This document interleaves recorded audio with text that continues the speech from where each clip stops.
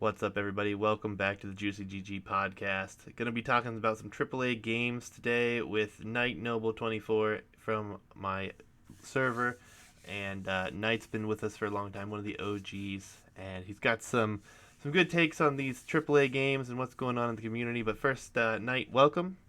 How are you? Hello. I'm pretty good. Thanks for having me on here. Absolutely, man. Why don't you start with telling us a little about yourself, and we'll dive into these topics. All right. I am I guess an AoE 2 player. Like it's just kind of a casual player, maybe thinking about taking it a bit more seriously with getting better elo in the game and also Battlefield player, but currently I may consider just dropping that entirely. My interests are just FPS games and games like Age of Empires and pretty much any game really. I really enjoy just playing things I like. For sure. I mean, some of these AAA titles just seem to get worse and worse with time, but hmm a lot of the smaller games have been picking up, and games that are older, like Age of Empires. Lots of fun things to talk about, though, in the Oh yeah. Battlefield realm. I should talk about I got into Age. A while back, when I got into Age of Empires, is around I think it was the African DLC back in HD edition, and that's when I just got into the game. A friend of mine, or a couple of friends, had said, "Hey, you want to play this game?" And I was just like, "Doesn't look very interesting." But after a couple of hours playing, it's like, "Oh yeah, I'm hooked onto this." And it was through a couple of channels like I don't know if you know this channel, Juicy. It's Renaissance 22 or 28. I can't remember the name. No, I'm familiar with it. I don't think he does AoE anymore. He just doesn't not interested in it. But I also got to see channels like BBQ Turkman and the Viper. It was also big inspirations for me to want to play Age of Empires and just do stuff for it. For sure. I mean, I have watched many of those videos myself, I'm sure, as well as Zero Empires being one of the earlier ones. Oh yeah, him for sure. And so after that, then I started into streaming. Well, I started streaming with Battlefield because a couple of friends had asked me to stream Battlefield for them since I was considered to be pretty good at the game for PC players. And after that, I kind of went through a couple of phases through the game. And then Age of Empires all of a sudden came out with its definitive edition. It's like, oh yeah, that's really good. And I already have the game, so let's get it on discount. So I got that and started streaming that, and I think that's how I met you. Yeah, indeed. It's been probably about 2 years ago now that you jumped into the server, and you've been here ever since, kind of making it like a home away from home, as I would say. But no, it's been hundreds of team games together at this point as well. Even did some 1v1s against each other for some practice. I mean, Oh yeah, and I was always a little worried that our community was a little too small, like we weren't getting enough attention. But I think through enough, going through enough outlets through like Reddit, Twitter, and on Twitch, we got enough people to say, "Hey, you guys also do T games too?" It's like, yeah, we do. yeah, no, I feel like it still feels very small, but it's very active at the same time. So maybe it's just with the growing like that we've done over time. It's just like built up to what it is now. I'm very happy with it. I want to continue growing it as well, but trying to do things like this here and try some different avenues, see what we can, drum up and have some good conversations and go from there. But you mentioned you watched a bunch of YouTube videos and whatnot for Age of Empires. What hmm about Battlefield? You said you got into it because of friends and PC gamers. What was there like And anyone that you like watched YouTube content on or anything like that? not really for Battlefield. It was a little weird. I used to watch level cap gaming for like guides and stuff for the previous Battlefield, which was or this it was Battlefield 4, which was the second last Battlefield or whatever. And his guides weren't completely accurate. That I when I found out that apparently people did or who more passionate about finding out what attachments work best for each gun. Even those people figured out and said that he was kind of wrong on that stuff. So I just kind of like, maybe I shouldn't really pay attention to this guy because he doesn't seem knows what he's talking about. Not saying that that's how it is for now, but that could be completely changed for now. For sure. But after that, I found out more smaller YouTubers who were competitive players and players that are incredibly knowledgeable about the game. And from there, I met another streamer who was a relatively small streamer. His name's Metal Slug, and also really good at the Battlefield in general, much better than I am. And yeah, I kind of went from there. There's lots of good people I met through there, and it's been a lot of fun. But unfortunately, maybe we could segue this into the other topic I wanted to talk about today, or for this podcast, is state of AAA gaming. Yeah, I was just about to ask you because a lot of social media posts, Twitter posts especially, I've been seeing is the continual downfall of players playing the new Battlefield 2042. Um, I mean, a lot of other like AAA games have had some drop off as well with all these other gaming companies and everyone making these games that Yep. aren't really considered AAA. But Battlefield really is probably the best example right now because it's recent and it continues to like plummet. I think it was last post I saw was like over 100,000 players on like a concurrent playing.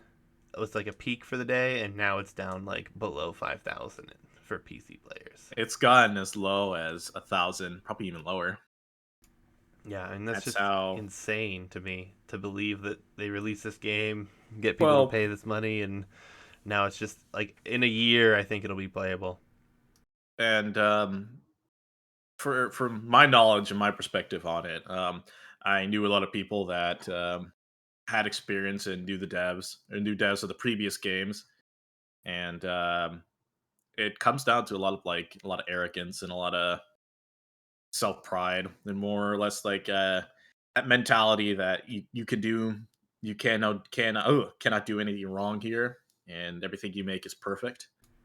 For sure. And lots of misinformation, lots of devs that would say, "Oh, the game is perfect. It's fine. It's not in a bad state at all." It comes out and it's completely broken. And Yeah, we've seen other uh, games too. Like Battlefield's just a good example, but like I feel like what was the other that MMO that came out not long ago that like really fell off and playing um, uh I think I shoot. don't remember the name of it, but I know what you're talking about. Was it New World? Is that it? Yeah, I think that is it. Yeah, it was like really like popular for like a short amount of time, and like as an MMO, it just like fell off. I mean, I'm sure there's still somewhat of a player base, but like, I mean, in general, like the state of gaming right now, I feel like indie devs are putting like such a better product out, and they have like so little resources in comparison. It's insane to me.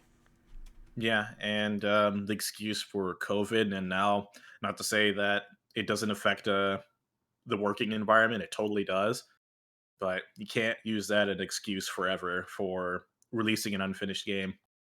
It's weird that Microsoft and 343 for Halo Infinite had the great idea just to delay the game.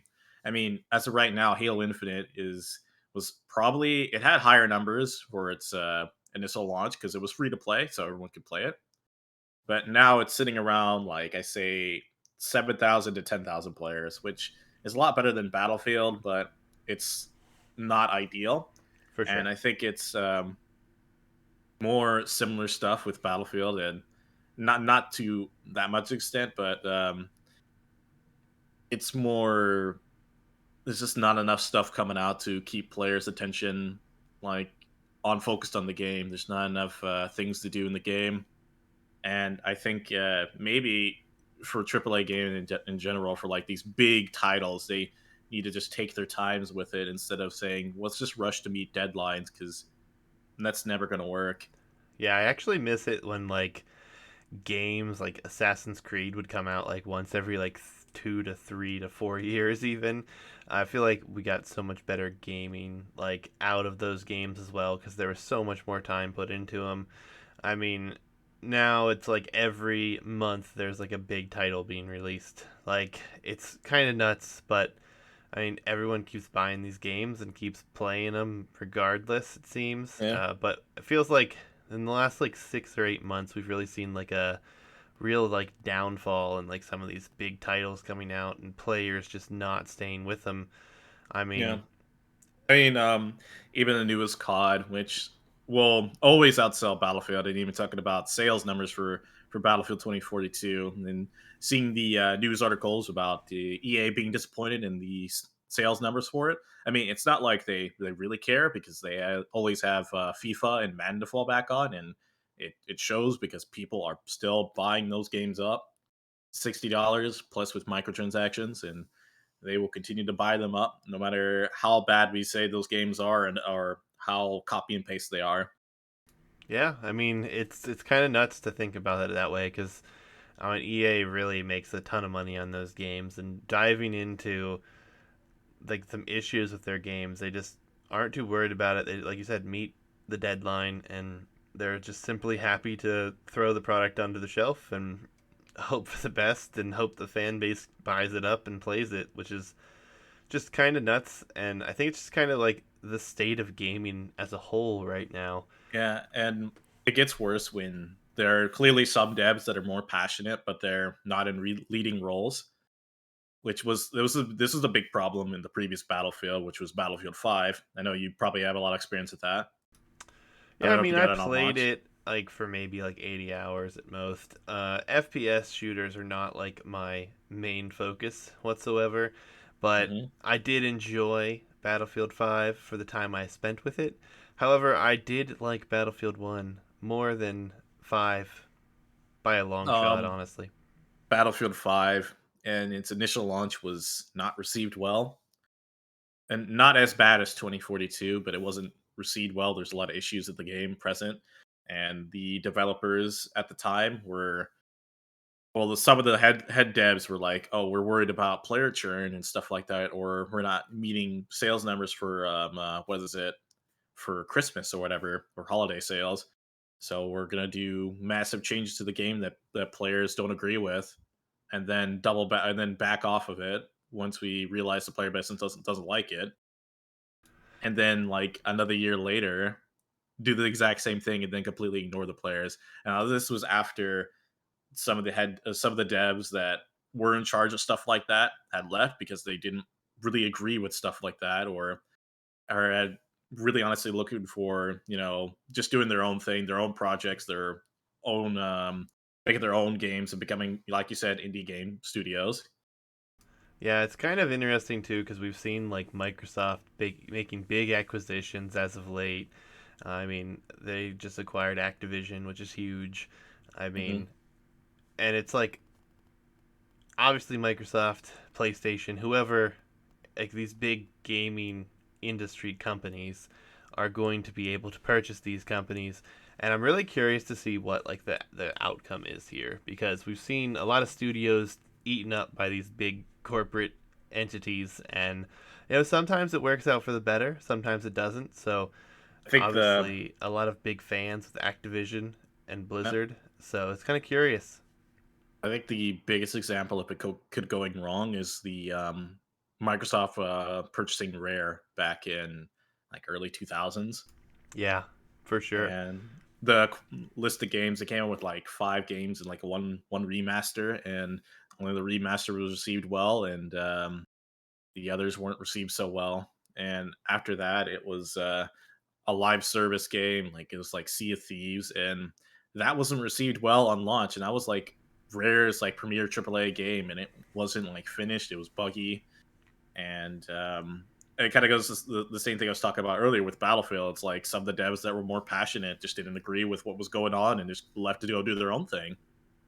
Yeah, I mean, it's definitely going to be interesting to see what happens with this the big acquisition that they've just made. And Sony, was it they just acquired Bungie as well? I think Hmm. so. Like two really big gaming heads being eaten up by Sony and Microsoft.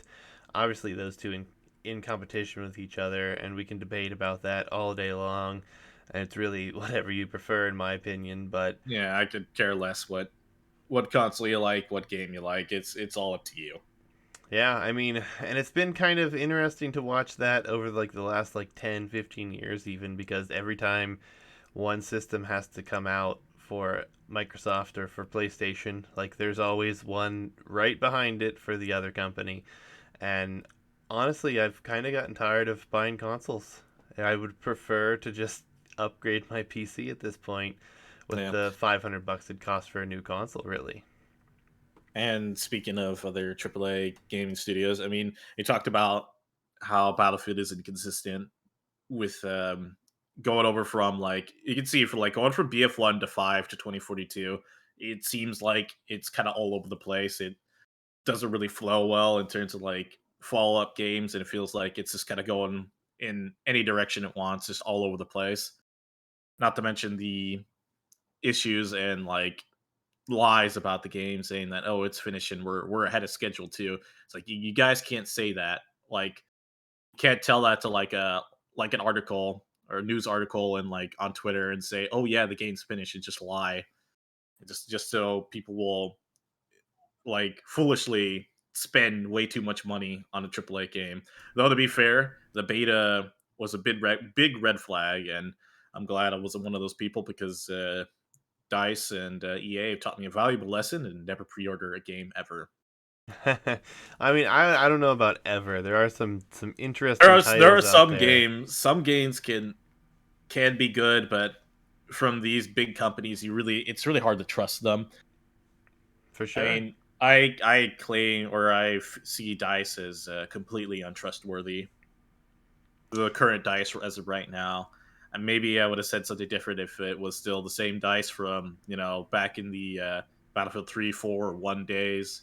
Uh, they're definitely clearly not the same studio, and I mean it shows too. Even in like a couple articles, they were cleaning out how some of the developers were leaving and hiring new ones. They hired on I forgot his name. It's like Mark something, Mark Leto. I can't remember his name. It's probably wrong, but he was the art designer for the first Halo for Hmm. Halo Combat Evolved, and now he's one of the head directors for Dice. So I'm hoping EA kind of sees like, oh man, maybe we should actually make sure this game is actually quality. Make sure it's actually lived up to these high standards for a AAA game, and let's just clean out house and make sure we don't have like developers that are making like wrong choices and or like our developers are all agreeing and saying yes this is what the community wants, this is what we want, this is a good idea, let's put it out. And if it's not, then we could just go back to the scrap board instead of it's like they don't say that, it's more like oh we can't possibly be wrong.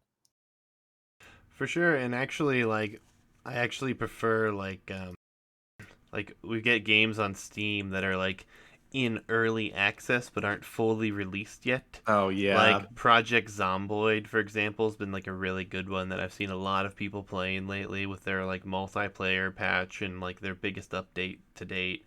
And like I don't believe that game's fully released yet.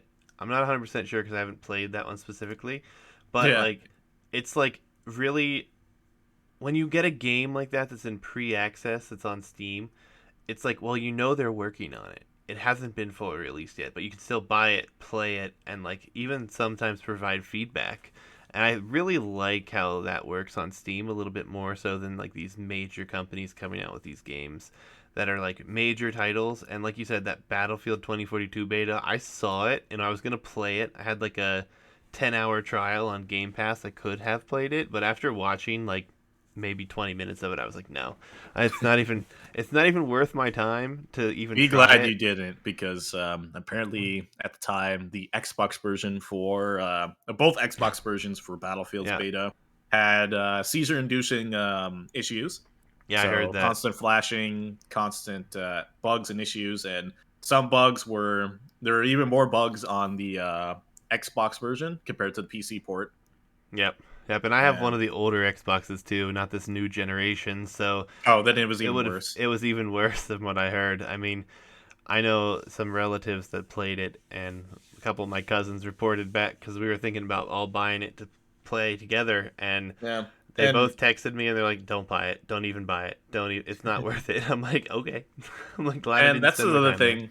other thing too, and this might be a bit controversial what I say, it's let's just leave the old consoles behind, honestly. Like for the Xbox and PlayStation, like clearly it's too much for the devs to handle to port to not only one type of console, but two consoles, and then their previous generation, so that's four consoles, and then to PC, so that's five. You have to do five of that. Yeah, I mean that's an extremely controversial statement considering everyone can't Yeah, afford the and brand new that's one. true, and that's another thing. No one can afford the new PlayStation, and it's also like out of stock too because they're low on resources to Exactly. make the new consoles. Yeah, the stock of the units themselves. And I work in a warehouse, so like I have like FedEx driver that drives to our local GameStop, and he's like, "Well, he's like, if you want an Xbox, say I dropped 3 of them off. You're probably not on the list." I'm like, "Yeah." I'm like, I didn't even bother buying it, man. It's Uh, insane how like difficult it is to like find the new consoles right now. hmm and talking about other AAA gaming studios and just like publishers and stuff like that. Nintendo. Now on their business side, they're quite bad. I'd say probably bad, as about as bad as Disney when it comes to copywriting and striking things down and like fan content and stuff like that. But oddly enough, they have been the most consistent with their gaming releases, relies with AAA gaming wise. For sure. But their And AAA games are so like nostalgic feeling yeah, too. Like and it's then so and they know hard. that too. And Yeah. if it if there was a bad game for something like that for Nintendo, then people would know and people would be pretty upset with it. And I'm assuming like the upper like higher ups at Nintendo would also be pretty upset with it too. I mean, they don't really take too kindly to like pirates and stuff like that, or pirating games, which is I don't know. Nintendo says let's not pirate games, but they uh they really aren't a good job doing a good job of making it easy to get these older games.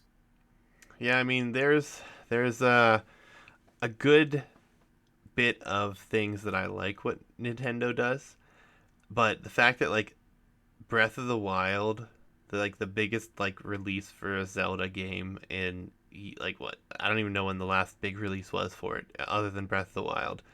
I That's think with it's Skyward Sword. yeah, but how many years ago was that? Like That was towards the Wii's end of the Wii's life cycle, yeah, and that was like five. It's been so long that's what I was since gonna it's say. I come think it's out. been like 5 years. I don't know what the price of that game would be right now, but I know like Breath of the Wild is still probably $60, like which is insane. It's been out for 2 years or so, Hmm and it's still that expensive.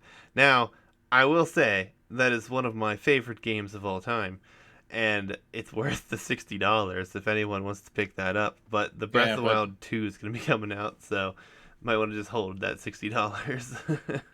yeah, and if their games weren't as good or as high quality, then there would be an even larger outcry because all Nintendo has to do to avoid like too big harsh criticism from on their business practices is to release good quality games, and they Yep. manage to do it pretty much every time. Yeah, and like their big titles are so like nostalgic, like I said, like Mario or Zelda games. I mean, even like the Super Smash Brothers set. I mean, there's just so much nostalgia there. Like those are games that I played growing up, and I can play them today on the Yeah. Switch with their little like Super Nintendo deals that you pay for the year or whatever. You can play them for free. I hmm was just playing Donkey Kong Country like a couple days ago. Like I played that game in the early '90s. Like it's just insane. I love it. I think their online package is a great deal as well. Yeah.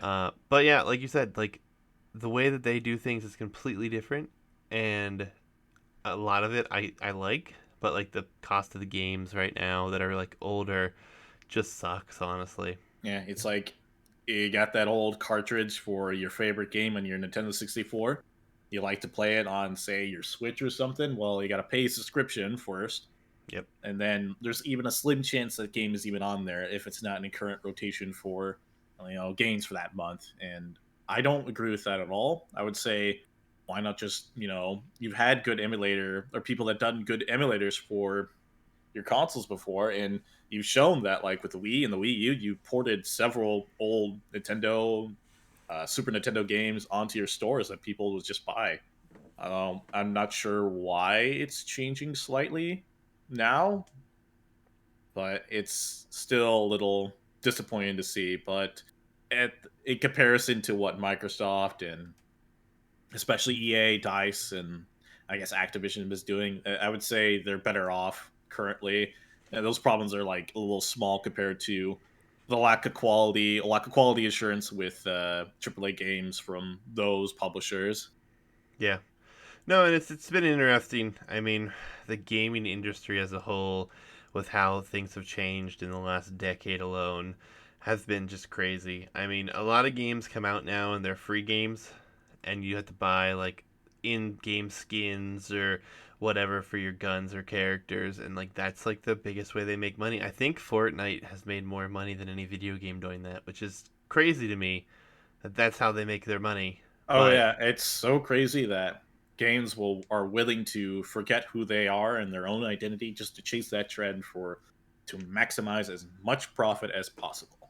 yeah, but I think it shows that it works, man. Like, I mean, yeah, it worked. I guess it worked a bit. I mean, for Halo Infinite, people had complained about the pricing for the microtransactions, and 343 and Microsoft are fully aware of what they're doing. They're trying to see how much money people will pay for cat ears for your character.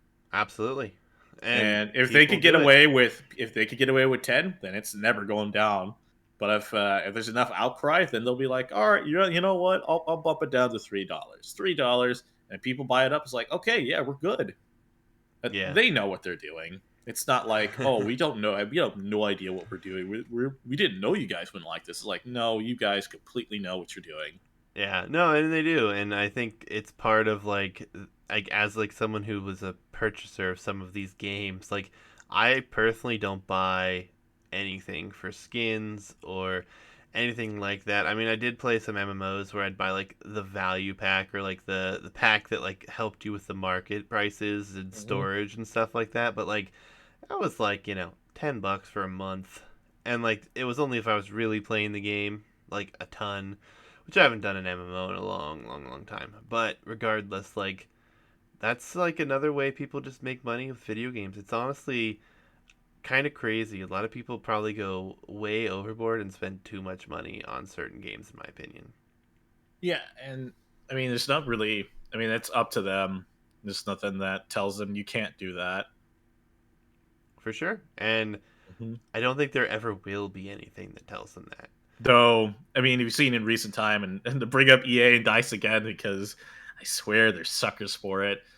Seeing how Fortnite has handled the microtransactions and stuff like that with Battlefront 2, if you remember that, Mm-hmm. and the devs that had devs that tried defending it and saying that like, oh no, it's not what you think, and then people are willing to do the research because they're passionate about the game and stuff like that, and they find out it's like, well, if you pay, I don't know, say $1,000, you can get everything, you get Mm-hmm. all the unlocks you want, or play like 500 hours and then get all the stuff. Yep. And it's like that got so much attention that they had to say, their EA was pretty much forced to not do that system anymore with their games going forward.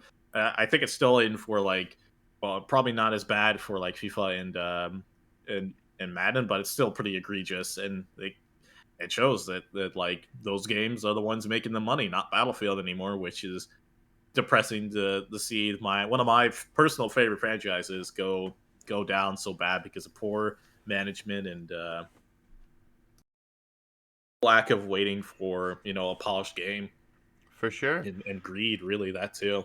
Yeah, it's definitely been interesting to watch this develop. Another thing we haven't really touched on, which I would like to ask you a personal question about. Ahead. So I've talked about this in my Discord with a few people in the past. What is your opinion on gaming services such as the Microsoft's Game Pass? It's a great idea. It's handled a lot better than what Nintendo's currently offering right now. And in comparison, like Nintendo is offering you to play these games for a limited amount of time, these old games. And with Microsoft, they're saying, yeah, you could do that for like, what is it like? Is it like $10 or $15 for the pass?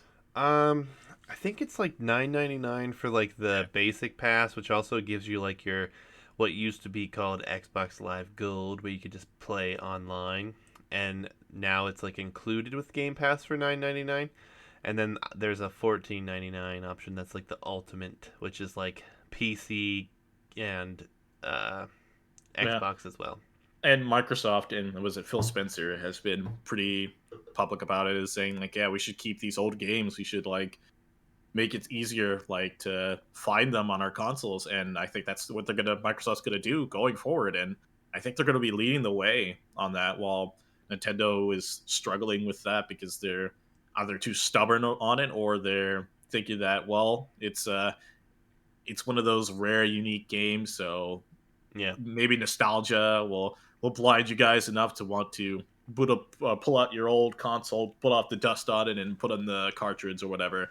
Yeah, and a And lot of people get like really tilted when I talk about Xbox Game Pass because obviously like you don't own the game, and I've heard some streamers talk about like how it's not a good deal they think because you don't technically own the game. that's But true, and that's part of it. And yep. I think it's still a good way because it's a good way for people to say, do I want to get this game or not? And it's a great way to avoid the whole pre-order thing, especially when they partner up with, like, say, I don't know, with Dice for the new Battlefield game, and then people play it. It's like, oh, it's terrible, and like, glad I only spent $10 with the Yeah, Game Pass, and that was like a month ago that I did that, so I didn't even have to spend the money to play it. for sure. I mean, I just pulled up a calculator. If I spend $15 a month, 12 months a year, it's $180 for Game Pass, which nowadays a brand new game is what, 60, 65 bucks. So it's like 3 games So it's in there. essentially like 3 games to own. However, I mean, you have access to everything that Microsoft exclusively comes out with. Like Sea of Thieves is on there. Like that was a like pretty big game now. Now it's had like some updates and people loved playing it. Gears was up on there for free. The Forza games, Age of Empires 4 is actually on there as well. I mean, a lot of like these new titles that like you can play them, and you can play them on your Game Pass for that $15 a month. I mean, all those games right there, if I wanted to buy all those, I would have already spent more buying them outright than just having Game Pass. Not to mention all the indie games on there. I mean, for me, like, if I really like the game after I play it on Game Pass, I'll buy it. But why buy it at full price if I can just rent it? You know what I mean? Yeah, and that's speaking of renting games, it's probably how things like Blockbuster just fell out, because they had the Yeah. same system, except you had to go walk there. Mm-hmm. And Yeah. then Microsoft's just like, well, let's just take the walking part out of there, because our consoles and tech is just so much better for all this stuff, or like are more accessible, so people could experience those old games they like For and sure. keep playing them. Yeah, and I mean, it's incredible to me like how many people are like torn on like the decision of like if it's worth it or not. Like in my opinion, it 100% is, but other people would fight the opposite direction. And I mean, I'm not trying to like influence you guys to buy anything or anything like that. Just like No, totally don't. the value of it for someone such as myself is massive and well worth the money personally. hmm I'm thinking about talk a little bit more about Nintendo. I think I want to add to that. Do we want to wrap it up, or we got anything else to talk about? Well, you talked about maybe coming back to the Age of Empires scene and streaming some more, playing it Oh a little bit more yeah, seriously. Like, I'll link his information below, guys, his Twitch channel, all of those good things. But, I have been playing more 1v1s again. I have got back up to 1400 elo, oh, and good, we might meet each other on the ladder. I plan to aim for maybe 1500, but then again, it'll be probably a little difficult to stream a lot this week, or to be considering it, because I'm going to be here by myself at my home Hmm, for 5 days, pretty much. fair And I enough. have to watch all 5 dogs. 5 dogs, and well, I guess 4 dogs, one puppy. Yeah. Yeah, puppies make that difficult with all the background noise. Yeah, But but that's uh, awesome. I mean, I've watched your stream many times before, back when you were playing Age of Empires more. I look forward to seeing this grind of yours. I mhm. have a very important question about this, though. Are you going to be a picking civ or going random civ? Well, depends. If it's a day I'm feeling only random, then go only random. But usually, if I'm picking a civ, I'll open with my favorite and then pick accordingly with the next matches. Fair enough. Fair enough. And my favorite is Slavs, of course. Oh, I'm well aware. So another question on the Age of Empires realm: have you picked a teammate out yet? As you know, there's a 2v2 tournament rumored to be coming soon. Likely to pick Mr. Funky Noodles, but he hasn't been around as much, so I might have to look for someone else if he's not going to be available all the time. Yeah, I think he's had some IRL things going on, but no And worries. We love IRL Funky. Shout things out to take. Funky. Yeah, he's a good guy. He's always around on your Twitch too. Yeah, it's been fun. Lots Hmm. of people showing up frequently for those streams, but tournaments do that as well. So I've honestly been surprised with like the turnout for when I'm playing 1v1s, but I guess it just comes to the territory whenever you start improving, people actually will watch you play. So there is that. Hmm. But no, man, I don't really have any other questions for you. I wish you the best of luck with your road to 1500. Believe Hmm. that's a good goal. I personally would like to get there, but we'll see. We'll see. I don't know how much I'll be playing over the coming weeks, so we'll see. Any questions for me or anything like that before we end this episode? I got one question. What got you into streaming this? Was it just out of fun, or were you asked by someone to do it because they liked watching you play? I mean, Hitch is someone who I used to play HD with, and we're related in real life. So like we would just play 2v2s mostly, or like 4v4s with like some friends, and like I was just like, I want more people to play with. Like Hitch and I need more people to play with, and that really started the Discord thing. And I had like maybe like three or four of my personal life friends and family members involved, and then eventually I was like, I'm gonna shoot for this streaming thing and give it a shot. And I mean, I couldn't be more happy with what we've got today. I mean, I've met so many people, such as yourself and other people from around Hmm. the world, that we're all connected via this one video game that we all love and play, and it's just incredible. Yeah, and rumor has it that there's another DLC coming out for this game, and that'll make the community spike up again. I I mean, the mean, community hasn't really gone anywhere. Like, no, let's not at be all. But honest. there'll be even more people come back on to play just to check out the two new civs that'll come out. Likely to, because that's how they've been doing it recently. That's how the Yeah, last three have been yeah. I think the pro scene's the only thing that's really been hurt by like Age of Empires 4 coming out. As far as like the lower levels and up to the intermediate levels, I feel like that it's still like a fine, prominent ladder game. Like I don't have any problems getting games. Queues are still pretty decently timed, 3-4 minutes at most. Yeah. So, but I mean, I think if they do come out with new civs, it'd be awesome. I think we have a ton of civs already, so I don't really want too many more, to be honest. But another two, three wouldn't be too bad. Oh, it'd be nice.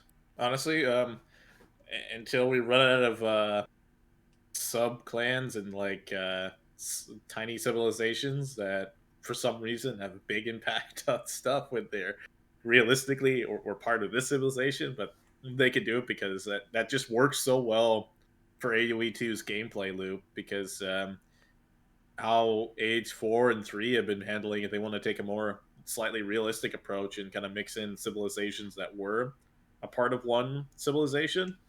At Hmm. this, they just like, yeah, we can have the Slavs and the Bulgarians in, but technically they're in the same region, but we can still have them exist. For sure. No, and it's an interesting thing that they've been doing. I mean, I'm a big fan of it, honestly. Even Yep. like Age of Empires 4, I personally probably won't be playing it much. I don't think it's my kind of game to play, just because I love playing 2 and I'm not done grinding 2. Uh-huh. But I have dabbled with it a few times. It's a fine game, and I think it's going to be around for a long time. So people are going to be enjoying that. But Knight, I want to thank you for joining me, man. It's been good. Nice to talk with you about these subjects. Yeah. Thanks for the chit chat, man. I appreciate it.